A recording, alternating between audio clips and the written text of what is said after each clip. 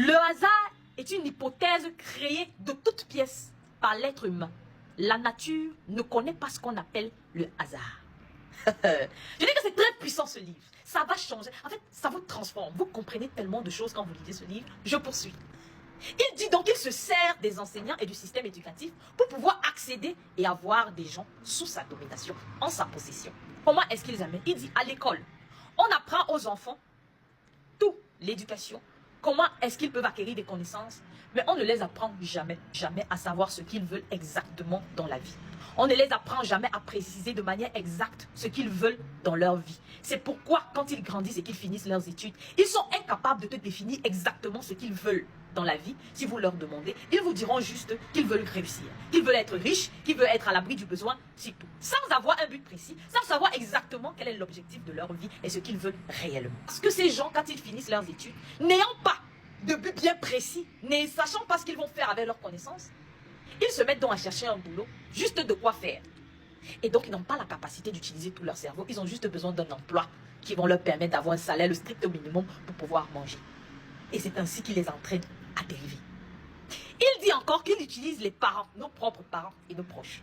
Il dit les parents, généralement, ne savent pas qu'un cadeau non mérité peut être destructeur pour l'enfant. Ces cadeaux que les parents donnent, généralement pour chuchoter l'enfant, ou alors lorsque l'enfant n'arrive pas à faire quelque chose, les parents aident l'enfant à le faire. Au lieu de pousser l'enfant à atteindre l'objectif, à montrer que, en réalité, l'enfant devrait plutôt chercher toujours à atteindre cet objectif, les parents, très souvent, par l'amour qu'ils portent à leurs enfants, veulent faciliter à l'enfant et donc raccourcissent le chemin. Et cela, plutôt, au lieu de servir à l'enfant, sert à lui le diable. Parce qu'il a la capacité, donc, puisque vous aurez appris à l'enfant, que l'enfant ne sait pas exactement chercher et à se battre pour obtenir coûte que coûte ce qu'il a et qu'il doit toujours être aidé, c'est là où lui, il rentre en jeu en proposant donc ses services. Le diable dit encore qu'il utilise les églises. Oui, ça va vous choquer. Parce que quand j'ai lu ce passage, moi-même quand j'étais en train de lire, ça m'a choqué un tout petit peu. Il a dit, j'utilise la religion, les églises, les pasteurs et les prêtres. Excusez-moi, hein, ce n'est pas vraiment, excusez-moi, ce n'est vraiment pas pour vous offenser, tous ceux qui sont pasteurs et prêtres. Il dit qu'il utilise donc les églises comment? Napoléon, il était autant choqué que moi, même vous, quand vous allez lire ce livre.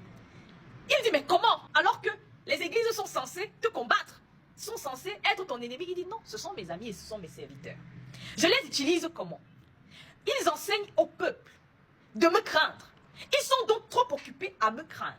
Ils sont en train de tout faire pour me combattre. Donc, ils me craignent, afin que je n'apparaisse pas que. Il y a une partie de leur esprit qui ne pense pas positivement. Donc, leur pensée dominante ici, c'est la peur.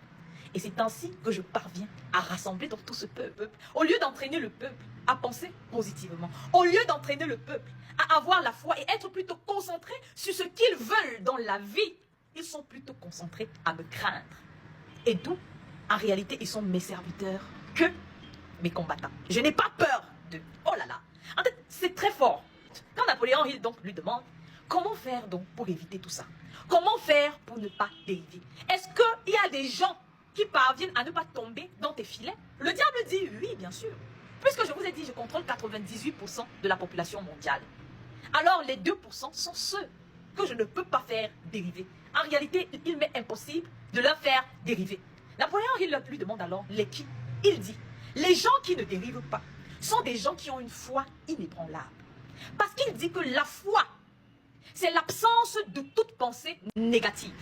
Donc, les gens qui pensent positivement, dont leurs pensées dominantes sont positives, souvenez-vous toujours qu'ils attirent l'équivalent de leur pensée dominante. Ça veut dire que la pensée positive, alors la pensée positive c'est quoi? Généralement, les gens vont te dire qu'ils ne lancent pas un business parce qu'ils ont peur d'échouer. Quand vous allez demander à quelqu'un, pourquoi tu n'oses pas faire telle chose? J'ai peur de ne pas y arriver. Ils sont plus occupés à penser négativement que positivement. Pourquoi la négation? Le diable dit alors, s'il pensait plutôt en disant, je vais le faire et je vais y arriver. C'est pour ça que le diable dit, quand vous priez, ne suppliez pas, mais demandez de manière précise et insistez à avoir ce que vous demandez. C'est très puissant. Je dis c'est très puissant. Il dit ceci, généralement les gens prient en demandant des choses de manière évasive, de manière générale. Il n'y a rien de précis. Par exemple, les gens viennent prier en disant, Seigneur, je veux réussir. Je veux réussir, je veux être riche, je veux être heureuse. Sans préciser exactement ce qu'ils veulent. Ils n'ont donc pas de but précis. Il dit tous ceux qui ont un but précis généralement, sont très difficiles à faire dériver. Ceux qui savent exactement ce qu'ils veulent dans la vie et qui ont un plan exact sur comment est-ce qu'ils vont y arriver, sont très difficiles à faire dériver. Le diable dit encore à Napoléon Hill, si seulement il savait qu'il y a une seule chose la plus importante pour les humains,